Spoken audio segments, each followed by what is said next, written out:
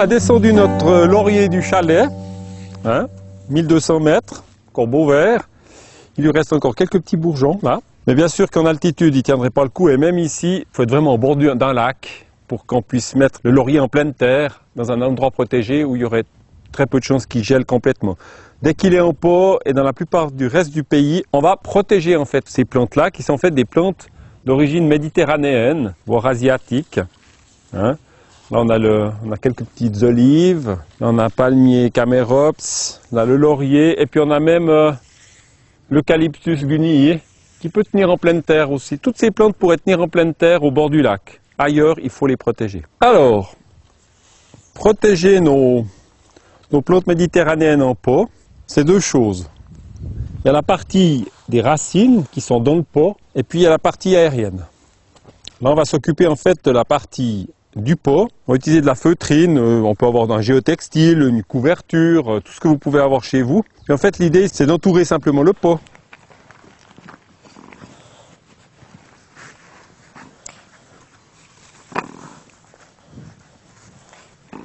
Il vous faudra une bonne ficelle.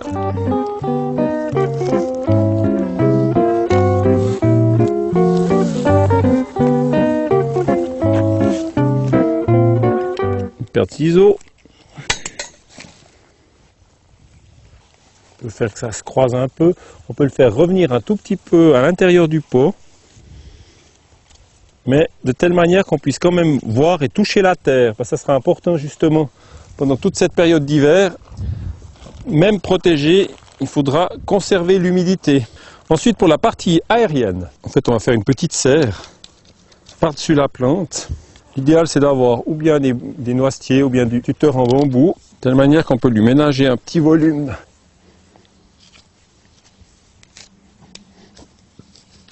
Si on arrive même à mettre une troisième, ça ne sera pas gênant. On peut même l'attacher,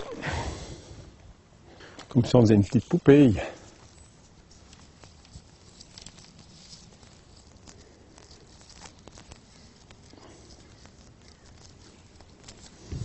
Là.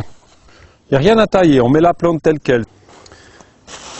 Prochaine étape, on a du plastique à bulles d'isolation.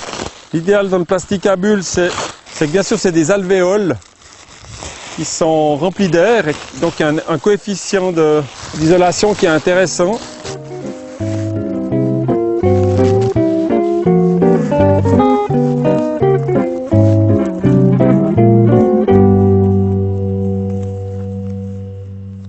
Bon, bien sûr que là, il faut attacher encore.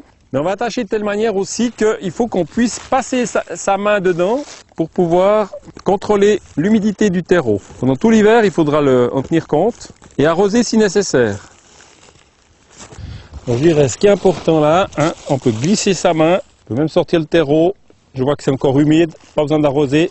Encore un détail, si vous le posez sur votre balcon, sur un endroit qui est en contact avec le gel, pour éviter que le pot colle à cause du gel, on peut prendre une petite planchette et puis on va simplement le surélever du sol. En même temps, ça l'isole du sol en fait. Si on est dans un endroit extrêmement froid, l'idéal aussi c'est de placer cette poupée, bien sûr à l'abri de la bise, dans un endroit propice à avoir les rayons du soleil. Alors là, c'était notre poupée pour vraiment du laurier qui est quand même le plus fragile de ces espèces qu'on a ici. C'est clair que l'olivier, c'est clair que l'eucalyptus et encore plus le camérops, on peut protéger le pot parce que bien sûr qu'il n'est pas en pleine terre, il n'y a pas l'effet isolant de la quantité de terre, mais on peut aussi, simplement une fois qu'on a isolé le pot, mettre un textile, il ne va pas protéger du gel, mais il va diminuer les contrastes de température entre le gel et le dégel. Donc il y a ces types à grill, c'est un non-tissé en fait.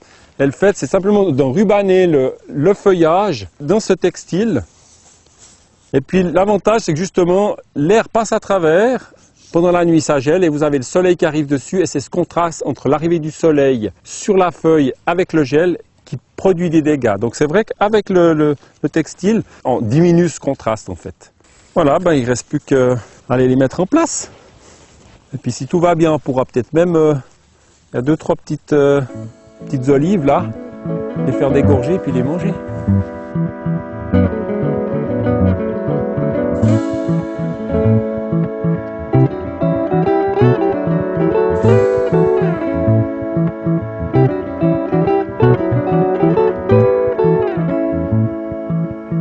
Thank you.